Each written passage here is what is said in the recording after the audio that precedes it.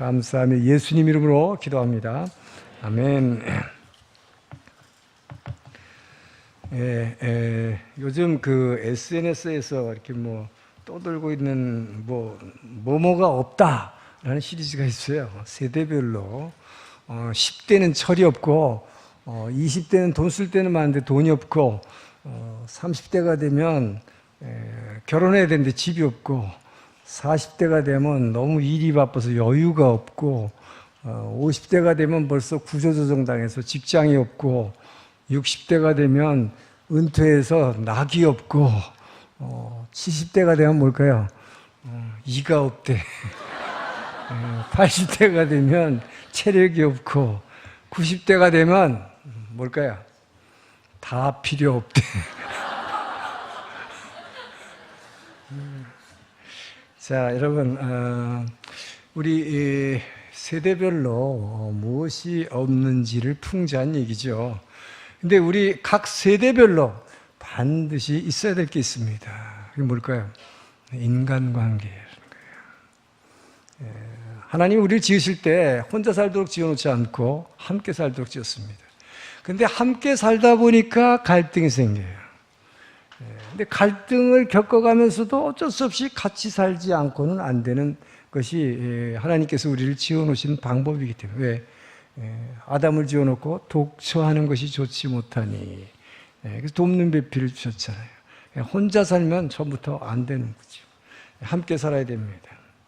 자, 그래서 우리가 인생 여정에서 누구를 만나느냐 굉장히 중요하죠.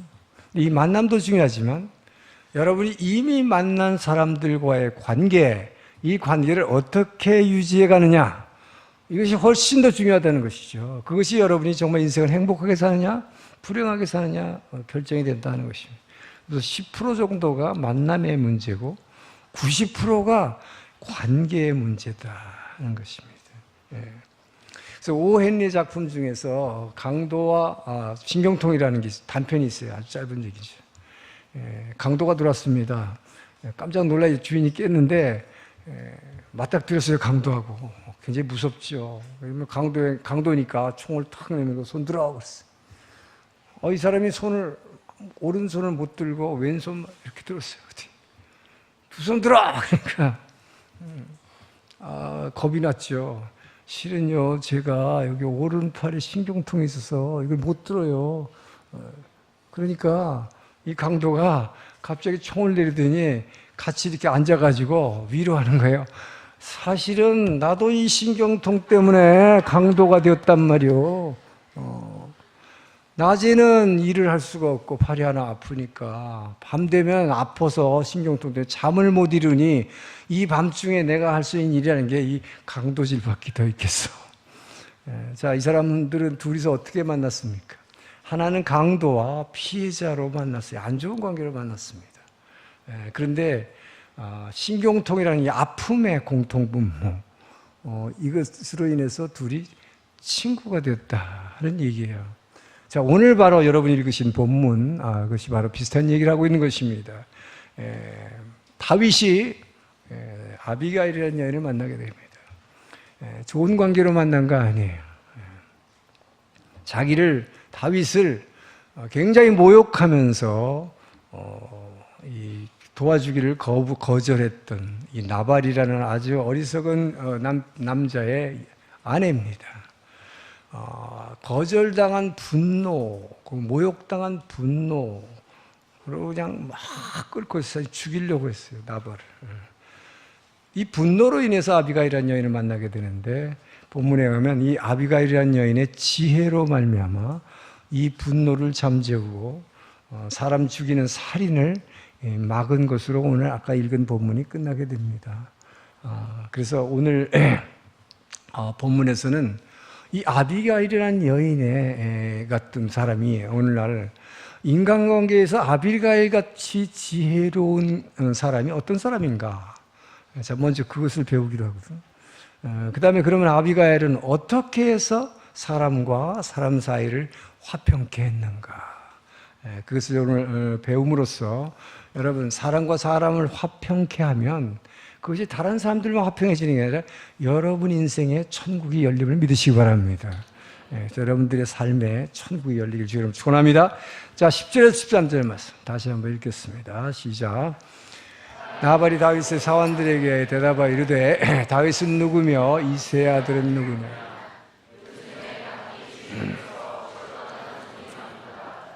내가 어찌 내 떡과 물과 강자를 위하여 잡은 고기를 가져다가 어디서 왔는지도 알지 못한 자들에게 주겠느냐 하니라. 이에 다윗의 소년들이 돌아서 자기 길로 행하여 돌아와 이 모든 말을 그에게 전하매 다윗이 자기 사람들에게 이르되 너희는 각기 칼을 차라 하니 각기 칼을 차라 하매 다윗도 자기 칼을 차고 400명가량은 데리고 올라가고. 자, 어떤 사람이 아비가일 같이 인간관계에서 가장 지혜로운 사람인가? 다른 사람의 분노를 잠재워서 화평케 하는, 어떻게 해서라도 평화를 회복케 하는 그런 중보자. 이것이 가장 인생에서 지혜로운 사람이다 하는 것입니다. 자, 사실은 오늘 본문은요, 우리가 25장에서 일부를 읽었지만 1절부터 44절까지 굉장히 긴데 이 내용이 전부 다윗과 아비가일과의 만남의 이야기로 되어 있어요. 근데 오늘 이 3절에서는 이 아비가일이 어떤 여인인가를 이렇게 소개하고 있습니다. 총명하고 용모가 아름다운 여인이다. 굉장히 지혜로운데 그런데 미인이라는 거예요. 일본말로는 미인으로 되어 있어요. 소메이데 미진데 여성의 아름다움 얘기할 때 여러분, 저 여인은 참 미인인데 굉장히 어리석은 미인이다. 미인인데 굉장히 표독한 미인이다. 그러면 이미지가 확 달라지죠. 근데 오늘 본문은 뭐라고 그래요? 총명한데 미인이다. 그런데 이렇게 총명하고 아주 지혜롭고 아름다운, 용모가 아름다운 여인인데 이 남편은 반면에 이름 그대로 나발이라는 이름의 뜻이 아주 어리석었다는 뜻이고, 그런데 이 사람을 성경은 뭐라 그러냐? 아주 불량한 사람이다. 아주 못된 사람이다. 왜 그런 남자하고 만났을까요? 아주 대조적이죠. 그건 당시에 중동의 결혼 습관이 부모님이 결정해 주는 대로 결혼했기 때문이겠죠. 자, 오늘 본문은 바로 이 아비가일이라는 아주 아름답고 지혜로운 한 여인의 모습을 먼저 보여주고, 그리고 등장하는 주인공 다윗. 우리가 지금 우리가 쭉 다윗을 보고 있는데 고난받는 다윗입니다. 아주 훌륭한 모습을 보여줘 왔죠. 근데 오늘 보면은 우리가 평소 보던 그 다윗의 모습이 아니에요. 굉장히 분노에 꽉 차 있고 나발을 향해서 복수의 칼을 빼들고 지금 막 죽이려 하긴 직전에 와 있는 이 분노에 가득한 다윗의 모습을 보게 됩니다. 자, 다윗이 왜 그렇게 하나님만 의지하고 하나님만 찬양하는 다윗이 왜 이렇게 됐을까? 거기는 다 이유가 있습니다. 오늘 본문은 시작이 1절부터 시작하면 먼저 1절을 보겠습니다. 시작 1절. 오늘 본문 1절. 자기의 영적인 멘토인 사무엘이 죽었다는 소식을 듣게 되는 거예요. 그게 오늘 본문의 시작입니다. 오늘 본문의 제 1절. 왜 PPT가 안 올라갔어요? 자, 제가 읽습니다. 사무엘이 죽음에 온 이스라엘 무리가 모여 그를 두고 슬피 울며 라마 그의 집에서 그를 장사한지라 다윗이 일어나 바란 광야로 내려가니라. 그 본문 오늘 읽은 본문 PPT 밑에 보면 있을 텐데요. 25장 1절. 자, 온 국민이 이스라엘의 민족의 지도자일 뿐만 아니라 예언자이고 동시에 이스라엘의 영적인 아버지입니다. 또 다윗에게 있어서는 다윗을 왕으로 기름 부었던 영적인 멘토입니다. 자, 이 사무엘이 죽었어요. 그러니까 온 국민이 애통하면서 지금 장례를 치르게 되는데, 자, 다윗은 자신의 영적인 멘토를 잃었는데도 불구하고 장례식조차 갈 수가 없는 것입니다. 왜? 거기 가면 바로 사울한테 그대로 붙잡혀 죽겠죠. 그래서 오늘 본문은 뭐라고 얘기하냐? 그를 장사한지라 그랬는데 바로 다윗이 일어나 바란 광야로 내려가리라. 사람들은 예루살렘으로 가서 장례를 하러 가는데 다윗은 반대 방향으로 움직이고 있어요. 바란 광야라는 건 가장 이스라엘 본토에서 가장 멀리 떨어진 아라비아 반도 남단 제일 끝에 있는 피신한 거죠. 달아난 거죠. 왜? 사울 입장에서 보면 이제 너의 영적 멘토도 죽었으니 너는 이제 끝장이야. 너는 끝났어. 다윗은 그것을 금방 느낀 거죠. 그러니까 오히려 장례식을 가는 게 아니라 거꾸로 막 남쪽으로 도망가서 피신했어요. 자, 이 영적인 멘토를 잃은 슬픔, 그 충격에 잠겼어요. 그런데 또 하나, 이런 복싱에서 요즘 복싱장 하는 뭐지? 후크를 맞은 거예요, 지금. 근데 그냥 여기다 그냥 어퍼컷을 하나 맞게 돼요. 44절을 읽습니다. 44절. 지금 그 순서대로 밑으로 나와 있는데 왜 그걸 못해요?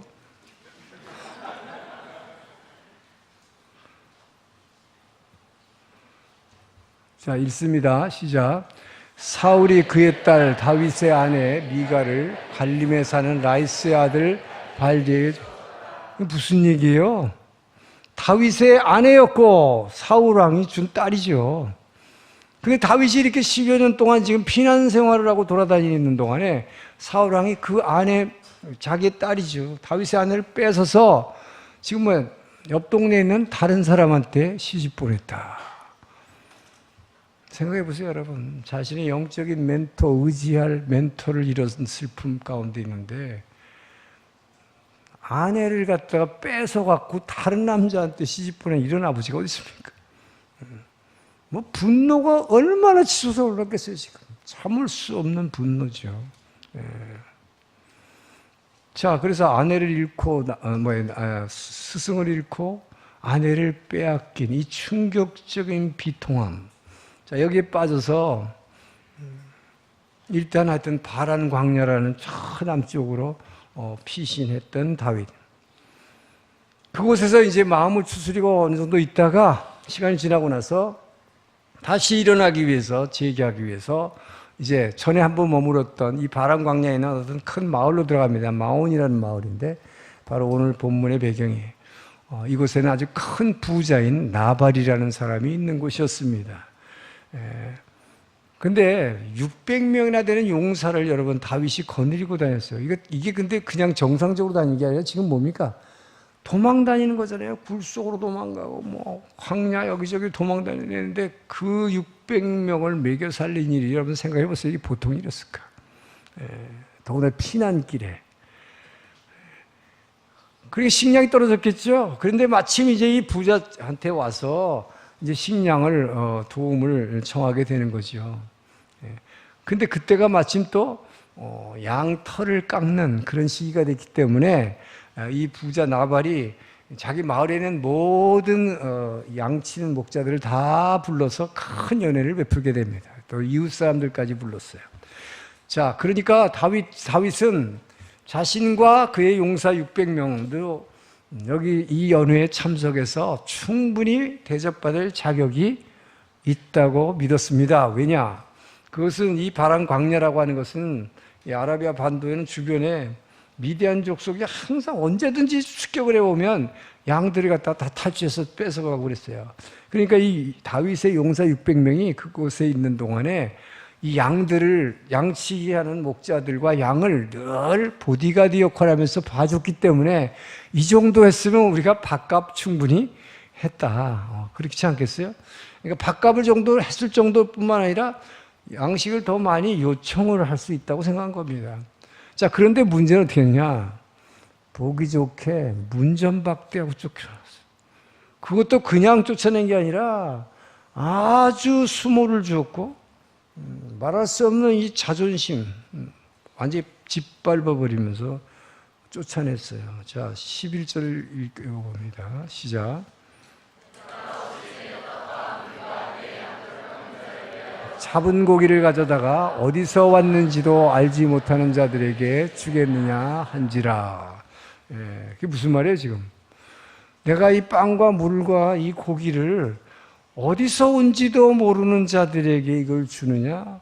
이거 얼마나 모독입니까? 여러분, 다윗이 어떤 사람이에요? 지금 10년 이상을 지금 왜 쫓겨다니고 있습니까? 아니 동네 조그만 어린아이들도 줄넘기 하면서 노래를 뭐라고 불렀어요? 사울은 천천히요, 다윗은 만마이라. 민족의 영웅이죠. 골리앗을 주는 영웅. 다윗을 모르는 사람이 지금 어디 있어요? 그래서 국내에서 지금 숨어 있을 데가 없어서 지금 광야로 돌아다니는데, 아니 나발은 진짜 얼마나 어리석고 바보 같은 사람이길래 다윗의 이름조차도 모르는, 이거 어디서 굴러먹은 뭐야 이런 시간이에요 지금 말을 보면. 예? 내 이 귀한 빵과 물과 고기를 어디서 온지도 모르는 것들한테 내가 이걸 주겠냐? 이렇게 다윗이 여러분, 다윗은 도망을 다니고 있으면서도 엄청난 자존심이 있었어요. 사실은 내가 민족의 영웅. 그리고 더군다나 지금 600명이나 이 사람들이 뭐예요? 자기를 지금 대장으로 삼고 쫓아다니고 있잖아요. 제가 얼마나 민족의 영웅입니까? 아니 사울이 왕위를 위협당할 정도로 위험한 인물이라서 죽이려고 하고 있는 거 아니에요. 이런 나를 이렇게 그죠? 너가 나를 이렇게 짓밟아? 그러니까 뭐예요? 분노가 폭발한 거예요. 폭발한 거예요. 예. 그래서 지금 뭐예요? 나발과 그 가족들을 다 죽이려고, 다 죽이려고 한 거죠. 폭발한 거죠. 자, 13절 봅니다. 그러니까 KO 펀치를 맞은 거예요. 더 이상 견딜 수 없는 인내의 한계가 드러나고 있습니다. 다윗이 자기 사람들에게 이르되 너희는 각기 차라. 각기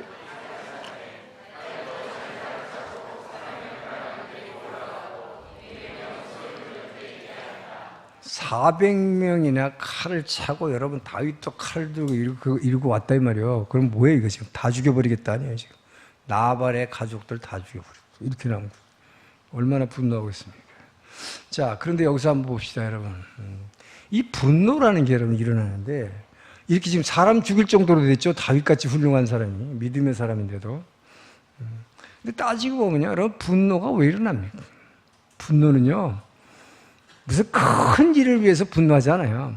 자, 여기 있는 분들 중에 세계 평화를 위해서 한번 화를 크게 내본 사람 손 들어봐. 없어요. 여러분 중에 진짜로 일본에 왔는데 일본 민족들이 왜 이렇게 복음을 안 받으려 해서 정말 다윗처럼 분노한 사람 있으면 손 들어봐. 있어요?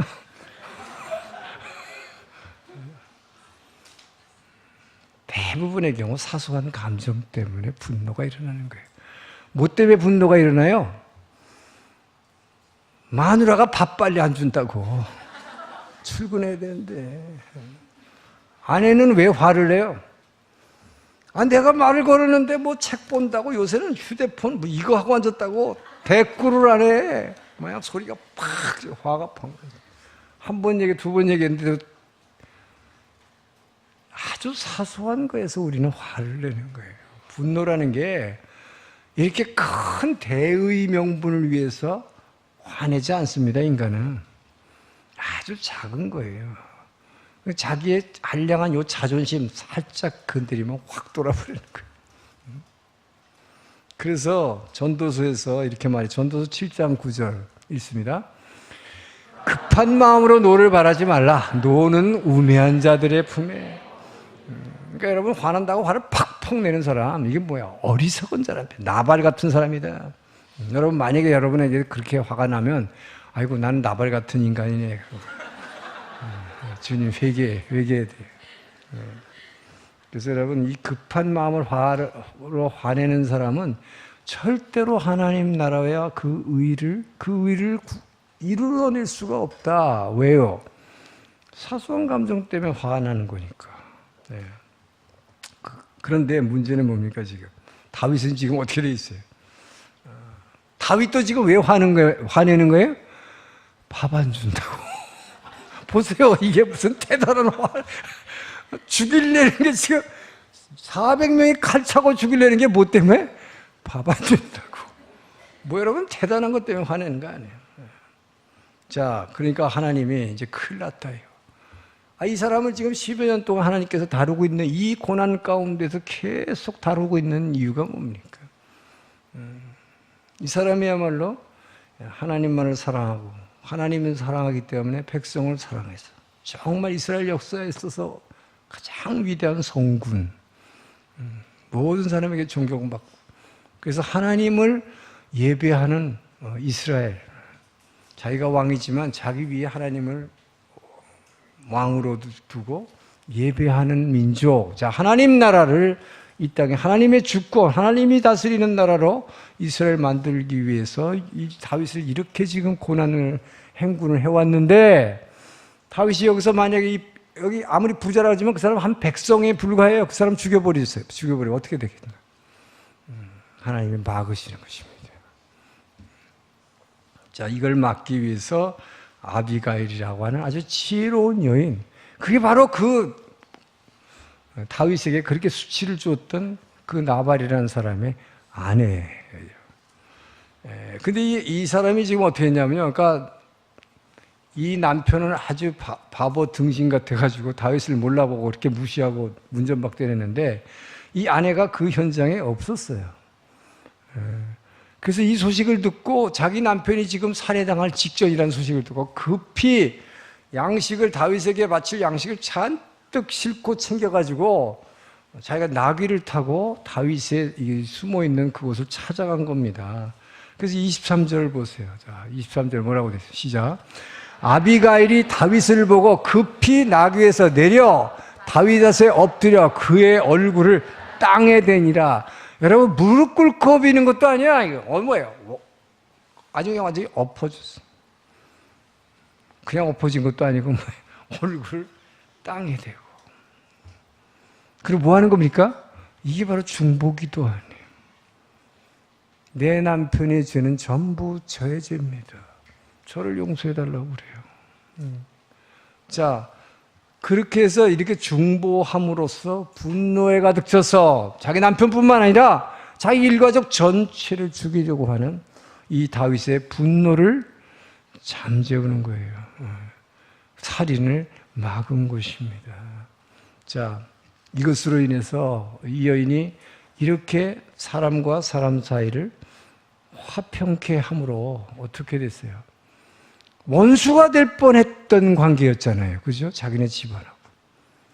이것을 아주 너무나 멋진 파트너십으로 승화시킨 것입니다. 할렐루야.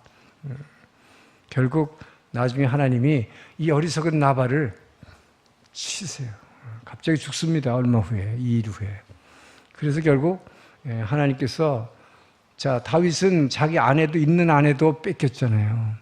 하나님이 이 지혜로운 아비가일을 다윗의 이 고난 기간 중에 다윗의 아내로 보내십니다. 그래서 결국 이스라엘의 왕비가 되는 거예요. 할렐루야. 여러분, 이렇게 자기가 다른 사람의 죄짐을 지고 자기가 중보해서 완전히 엎드리는 것이, 나를 부인하는 것이, 이렇게 할 때 뭐가 됩니까? 천국이 열려요. 자기가 왕비가 될지 어떻게 알았겠어요, 여러분? 자, 이것이 산상수훈에서 예수님이 이렇게 말했죠. 마태복음 5장 9절을 봅니다. 시작. 화평케 하는 자 복이 있나니 그들이 하나님의 아들이라 일컬음을 받으시오. 화평케 하면, 여러분, 화평케 하는 자 복이 있나니, 화평케 하는 사람은 천국이 열린다. 여러분, 어떤 경우에도 여러분에게 주어지는 이 불리한 관계를 할지라도 아비가일처럼 이 지혜로 이 관계를 극복함으로써 정말 지혜로운 중보자가 돼서 여러분의 인생에 천국이 열리기를 주의 이름으로 축원합니다. 여러분 아내들 특히 남편에게 막 이렇게 정죄하고 지적하고 하려고 그러지 말고 아비가일처럼 남편을 대신해서 중보함으로 화평케 하는 자가 될 때에 여러분에게 천국의 열림을 믿으시기 바랍니다. 자, 24절에서 26절 읽습니다. 시작. 그가 다윗의 발에 엎드려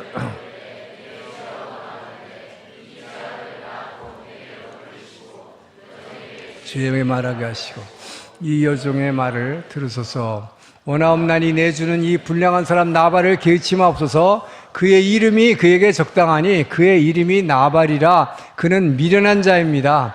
여종은 내 주께서 보내신 소년들을 보지 못하니. 자, 지금 뭐라고 얘기합니까? 아비가일이 자기 남편의 모든 죄가 내 죄라고 얘기하고 있어요. 근데 아비가일이 진짜 죄가 있습니까? 아비가일은 무슨 죄밖에 없어요? 어리석은 남편한테 시집 온 죄밖에 없어요. 그런데도 남편의 모든 죄가 제 죄입니다. 그래놓고 제 죄를 용서해달라고 28절 얘기를 하고 있어요. 여종의 허물을 용서하여 주시옵소서. 이게 뭡니까? 남편의 모든 죄짐을 내가 진 것이죠. 바로 죄짐 맡은 우리 구주. 바로 아비가일은 예수님의 예표로 보여주고 있는 것입니다. 그런데 여러분, 보통 세상에서는 어떻게 해요? 뭔가 도덕적이거나 무슨 뭔가 도리에 어긋나는 짓을 범하고 그것이 이제 발각됐어. 그러면 한국에서는 요새 제일 유행하는 게 뭐야? 청문회. 청문회 하면 뭐라 그래요? 걸렸는데도 기억이 안 납니다. 전혀 모르겠습니다. 모르쇠 아니면 기억 안 나는 걸로 일관해요. 근데 여기서 정말 아비가일의 지혜로움이라고 하는 것은, 아비가일은요 나중에 아까 얘기했지만 다윗의 아내가 돼서 왕비가 되잖아요. 자, 그런데 이 사람이 그러면 이 아비가일이 이 다윗이 왕이 될 걸 미리 알았습니다. 그렇지만 그 왕비가 되기 위해서 아주 대단한 사람과 결혼하기 위해서 자기 남편을 배신했느냐? 그게 아니에요.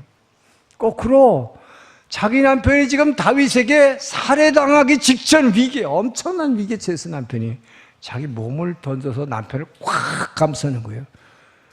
그래서 어떡하냐고 이렇게 하고, 나를 죽이세요 이거잖아요. 남편을 살리기 위해서. 이게 뭡니까? 이 여인은 정말로 지혜로운 여인이죠. 자기 남편에 대한 도리를 목숨을 걸고 다 하는 것입니다. 이 위대하지 않습니까? 자, 그래서 C.S. 루이스가 이 사람을 사랑하고 하나님을 사랑하는 데 대해서 이렇게 얘기했습니다. 사람을 사랑하면 반드시 상처받는다. 주를 사랑해도 주를 위해서 상처받아야 된다. 그럼 상처받기 싫으면 어떻게 해야 되냐? 사람과의 관계 아니면 주님과의 관계를 끊을 수밖에 없다. 그러면 그걸 다 끊고 나서 자기 이기심이라고 하는 상자에다 자신을 꼭 감추고 있으면 절대로 상처받을 일은 없다. 자, 여러분 상처 안 받으려면 어떻게 하면 돼? 그러니까 이혼하는 거예요. 근데 이혼하고, 그러니까 관계를 끊으면 상처가 없어집니까? 오히려 자기를 지옥에다가 꽉 박아 넣는 거예요. 그래서 C.S. 루이스는 뭐라 그러냐?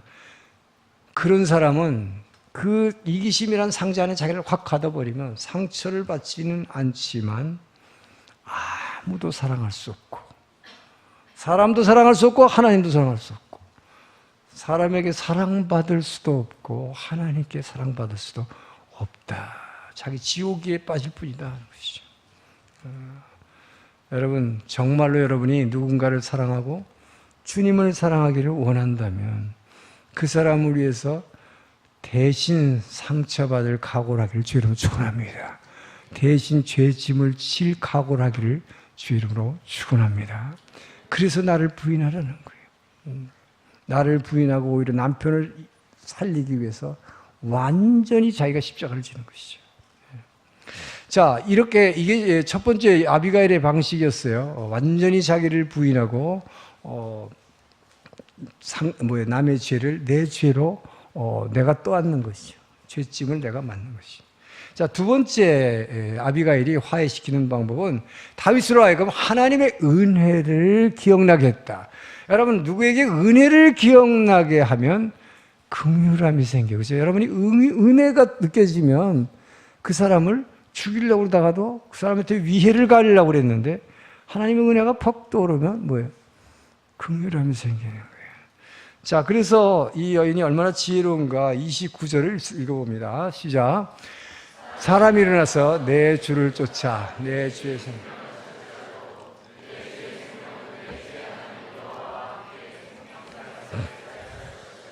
내 주의 원수들의 생명은 물매로 던지듯 여호와께서 그것을 던지시라. 자, 이 아비가일이 얼마나 지혜로우냐면요, 다윗에게 하나님의 은혜를 생각나게 하려면 어떤 단어를 쓰면 그냥 다윗이 금방 떠오를까? 물매라는 단어예요.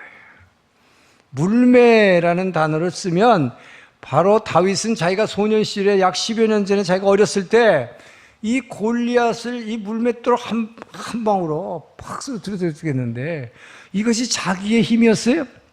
그 당시에도 고백했잖아요. 하나님이 나를 사자의 이빨로부터 지켜주셨고 그다음에 곰 발톱으로부터 나를 지켜주신 하나님, 그 은혜를 그냥 떠올리게 되잖아요. 예. 그것뿐입니까? 아까 뭐라고 그래요 지금 이 본문에 보면 당신이 지금 10년 이상을 사울의 왕에 쫓기고 있는데 하나님께서 당신을 생명싸게, 한국말 번역을 이렇게 생명싸게, 생명 뭐예요? 주머니. 하나님이 생명 주머니로 당신이 어디 도망갈 때마다 죽이려고 그러면 생명 주머니를 확 쏴주고 하나님이 이렇게 당신을 지켜주시고 보호해 주셨는데 무엇을 지켜주셨어요? 당신의 생명을. 그런데 그 은혜를 잃어버리고 당신은 다른 사람의 생명을 죽이려 합니까? 이렇게 하는 거지. 은혜가 팍 떠오르니까 긍휼함이 팍 생기는 것이요. 여러분, 그렇기 때문에 우리가 분노해서 사람을 해치려고 하는 것은 순간적으로 하나님의 은혜를 잊어버리기 때문이죠. 세상 소위 흔히 말하는 뭐예요, 여러분? 이 뚜껑이 열리면 은혜를 생각할 새가 없지요. 그래서 뭐예요? 급하게 분노를 하지 말라고 그러는 거예요. 그러면 여기서 뭐 야고보 2장 13절을 봅니다. 시작. 긍휼을 행하지 아니하는 자에게는 긍휼 없는 심판이 있으라. 긍휼은 심판을 이기고 자. 여러분, 이 긍휼을 베풀지 않고 자기의 은혜를 생각해서 긍휼을 베풀지 않고 남을 심판해 버리면 어떻게 한다고요?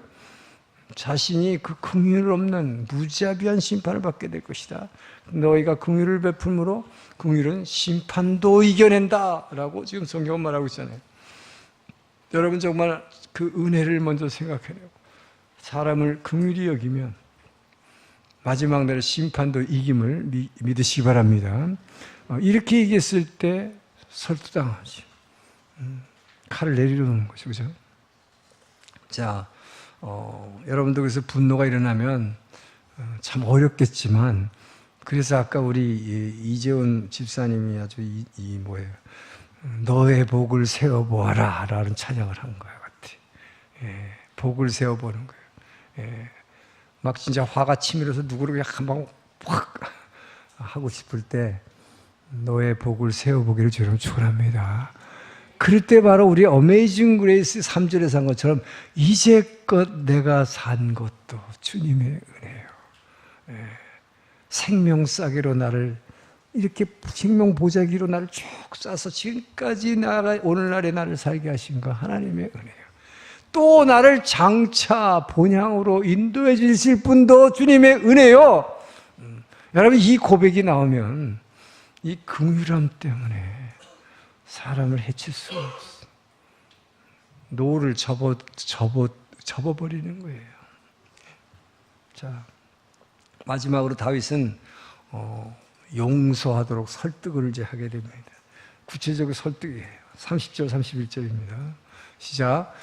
여호와께서 내 주에 대하여 하신 말씀대로 모든 선을 내 주에게 행하사 내 주를 이스라엘 지도자로 세우실 때에 내 주께서 무지한 피를 흘리셨다든지 내 주께서 친히 보복하셨든지 함으로 말미암아 슬퍼하실 것도 없고 내 주의 마음에 걸리는 것도 없으리니 다만 여호와께서 내 주를 후세하실 때 원하건대 내 주의 여종을 생각하소서. 무슨 얘기입니까? 이미 아비가일은 다윗이 왕이 될 것을 알고 있잖아요. 당신이 이스라엘의 지도자가 될 것입니다. 당신이 왕이 될 것입니다. 근데 왕이 되었다 할지라도 당신이 무고한 사람의 피를 흘렸다든지 이스라엘의 왕이 됐는데 당신이 개인적으로 한 사람에게 화가 나서 복수를 했다 한다면 당신이 진짜 이스라엘의 왕이라 할 수 있겠습니까? 왕자가 무슨 의미가 있겠습니까? 왕의 권위, 왕의 이 자리가. 이렇게 얘기하는 거예요. 자, 나발이라는 사람은 그저 어리석은 사람일 뿐이에요. 당신도 그 나발 같은 어리석은 사람 되겠습니까? 이스라엘의 왕이라면, 왕의 그릇이라면 긍휼히 여기고 용서해 주는 것이 왕의 그릇입니다. 얼마나 설득력 있습니까? 자, 이렇게 되니까 오늘 결론은 25장의 마무리가 오늘 우리가 읽은 본문에서 나오죠. 뭐라고 합니까? 다윗이 그 하나님을 찬양하는 거예요.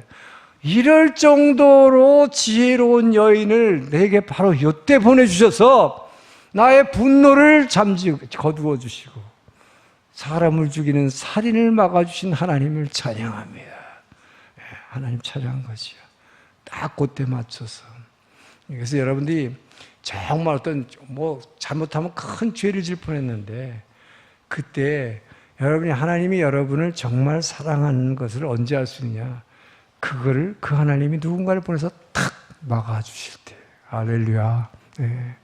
그래서 여러분 그 하나님은 이 다윗에게 그 은혜를 생각나게 했고 다윗은 그래서 이 아비가일이라는 여인을 축복하고 돌려 보내는 것으로 오늘 본문이 끝나게 됩니다. 자, 그러면 아비가일이라는 여인 어떤 여인이었습니까? 남편의 죄를 완전히 자기의 죄짐으로 나의 죄로 죄짐을 대신 주고 완전히 나를 부인하고 용서를 구했던 그 아비가일. 남편을 뭐예요? 그냥 완전히 막 이렇게 감싸면서 목숨 걸고 그 죄를 자기가 뒤집어 쓴 이 아비가일. 그다음에 다윗의 분노를 잠재우고 살인 행위를 막았던 이 아비가일. 이것이 바로 저와 여러분을 위해서 우리의 죄짐을 지시고 십자가에서 완전히 자기를 부인하시고 죽으심으로 우리와 죄인 되었던 우리와 하나님과의 관계를 화평케 하신 예수 그리스도의 모습인 것입니다. 자, 아비가일은 결국 예수님을 예표하고 있다라고 하는 것이죠. 오늘 이 시간에도 하나님은 우리 가운데서 아비가일 같은 지혜로운 중보자를 찾고 계십니다. 어떤 중보자입니까? 여러분의 남편이나 여러분의 자녀라든지 여러분의 아내라든지 여러분의 가족의 죄를 중보할 수 있는, 대신 회개할 수 있는 사람. 여러분의 순원들, 교회에 갔던 형제 자매들의 죄를 내가 대신 중보할 수 있는 사람. 그뿐만 아니죠. 이 교회라는 공동체 전체가 잘못 저지른 이 죄에 대해서도 회개의 중보자를 하나님께서는 찾고 계시는 것입니다. 누가 중보자가 되겠습니까? 주여, 제가 여기 있사오니 나를 사용하여 주시옵소서. 저는 우리 성도 한 분 한 분이 아비가일 같은 나를 온전히 내려놓고 상대방의 죄를 내가 짊어지고 자신을 부인함으로 화평케 하는 자가 되기를 주의 이름으로 축원합니다.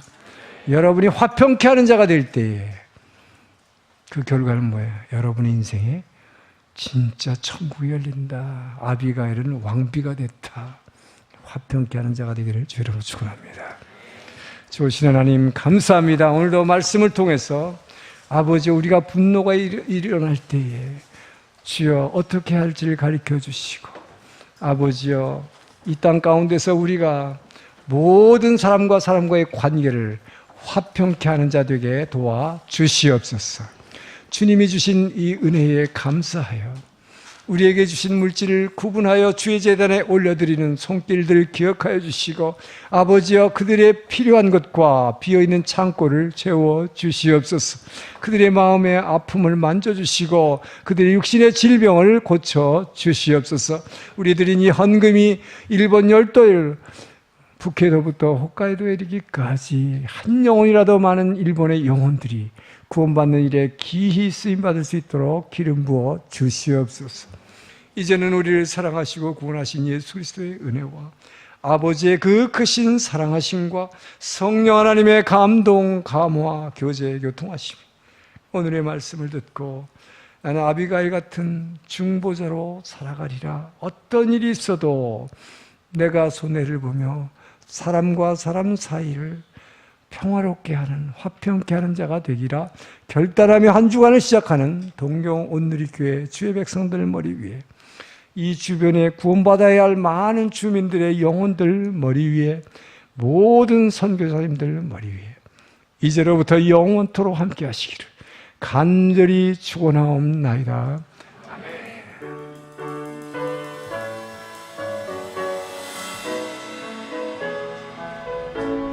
다 일어나시기 바랍니다.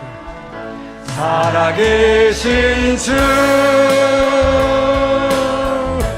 나의 참된 소망 걱정 근심 전혀 없네. 사랑의 주내 갈 길은 너니 내 모든 삶의 기쁨 늘 충만하네. 우리 주님께 감사와 영광의 박수를 올려드립니다.